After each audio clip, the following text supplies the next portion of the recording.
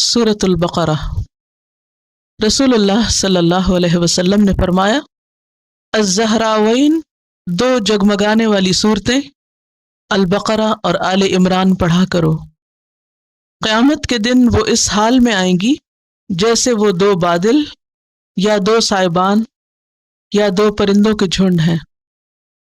یہ دو صورتیں قیامت کے دن اپنے پڑھنے والے کے اوپر اس طرح چھائی ہوئی ہوں گی، شیڈ ہوگا ان کا، جیسے بادل ہو یا پرندوں کے جھنڈ ہو یا جیسے امبریلا ہو، سائبان، اور وہ اپنے پڑھنے والوں کی طرف سے جھگڑا کریں گی۔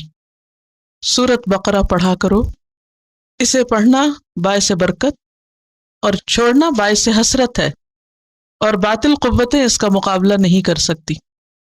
صحیح مسلم کی روایت ہے یہ۔ صحیح مسلم ہی کی ایک اور روایت میں آتا ہے، جس گھر میں سورۃ بقرہ پڑھی جائے شیطان اس گھر سے نکل جاتا ہے۔ سورۃ البقرہ قرآن پاک کی طویل ترین سورت ہے، سب سے لمبی سورت، سب سے بڑی سورت، جو 2.5 پاروں پر مشتمل، مدنی سورت، مدینہ میں نازل ہوئی۔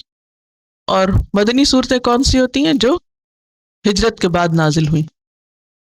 سورۃ البقرہ جس گھر میں پڑھی جائے اس گھر سے شیطان چلا جاتا ہے، اور آگے جب آپ پڑھیں گے تو آپ کو پتہ چلے گا کہ واقعی شیطان کیوں چلا جاتا ہے، شیطان کو بھگانے کے لیے کیسے کیسے کام بتائے گئے۔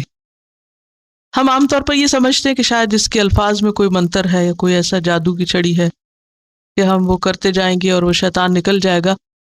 حالانکہ اگر دیکھا جائے تو اس میں ایسے احکامات موجود ہیں کہ اگر انسان ان پر عمل کرنا شروع کر دے تو پھر شیطان ایسے لوگوں پر قابو نہیں پا سکتا، ان کے پاس نہیں رہ سکتا، وہ چلا جاتا ہے، ڈرتا ہے ان سے۔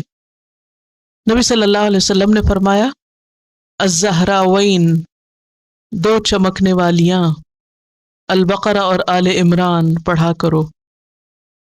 قیامت کے دن وہ اس حال میں آئیں گی جیسے وہ دو بادل یا سائبان یا پرندوں کے جھنڈ ہوں، وہ اپنے پڑھنے والوں کی طرف سے جھگڑا کریں گی، یعنی ان کو چھڑائیں گی۔ سورۃ بقرہ پڑھا کرو، اسے پڑھنا باعث برکت، چھوڑ دینا باعث حسرت، اور باطل قوتیں اس کا مقابلہ نہیں کر سکتی، یعنی جادو وغیرہ کا اثر نہیں ہوتا۔ بسم اللہ الرحمن الرحیم، الف لام